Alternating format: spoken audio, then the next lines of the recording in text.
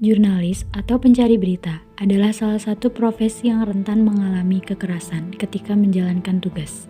Misalnya, ketika meliput suatu aksi demo, tidak jarang yang terjadi adalah wartawan terkena imbas dari amuk massa, seperti terjadi penganiayaan, perampasan alat kerja, hingga mengalami intimidasi dalam berbagai bentuk. Kasus kekerasan-kekerasan yang terjadi pada jurnalis dianggap menjadi bentuk ancaman serius terhadap kebebasan pers di Indonesia. Sebenarnya, secara eksplisit, Undang-Undang Nomor 40 Tahun 1999 tentang pers telah mengatur yang tertuang pada Pasal 4 Ayat 1 bahwasanya kemerdekaan pers dijamin sebagai hak asasi warga negara, serta pada Ayat 2 bahwasanya terhadap pers nasional tidak dikenakan penyensoran, pemberedelan, ataupun pelarangan penyiaran. Diperkuat pula pada pasal 8 yang memuat bahwa dalam melaksanakan profesinya, wartawan mendapat perlindungan secara hukum. Namun, dalam implementasinya, undang-undang ini belum mampu memberikan perlindungan secara penuh kepada jurnalis dari bentuk-bentuk kekerasan ketika bertugas. Selain itu, berdasarkan survei internasional Data of Press Freedom Ranking 2021, Indonesia berada di peringkat ke-113 dari 180 negara.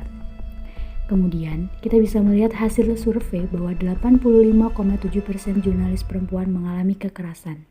Itu, pencarian di search engine menunjukkan bahwasanya terdapat puluhan kasus kekerasan terhadap wartawan setiap tahunnya, bahkan sampai ratusan. Data yang dihimpun dari Aliansi Jurnalis Independen juga menunjukkan hal yang sama. Banyak kasus kekerasan terhadap wartawan yang terjadi, perusakan alat, intimidasi lisan, kekerasan fisik, ancaman atau teror, dan lain sebagainya.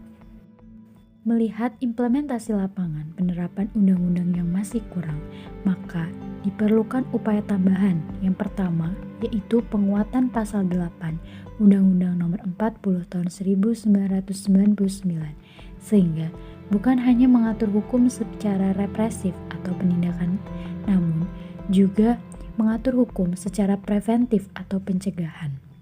Yang kedua, yaitu penegakan hukum terhadap para pelaku tindakan kekerasan terhadap wartawan seharusnya diusut secara tuntas agar para pelaku mendapatkan efek jera sehingga tidak ada lagi kasus tindakan kekerasan terhadap wartawan.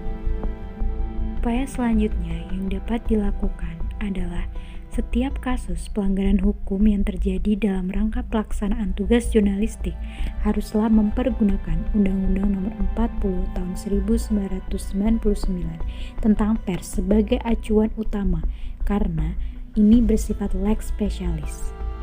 Kasus kekerasan terhadap jurnalis sudah seharusnya ditindak secara tegas karena hal ini mengancam kebebasan pers yang ada di Indonesia.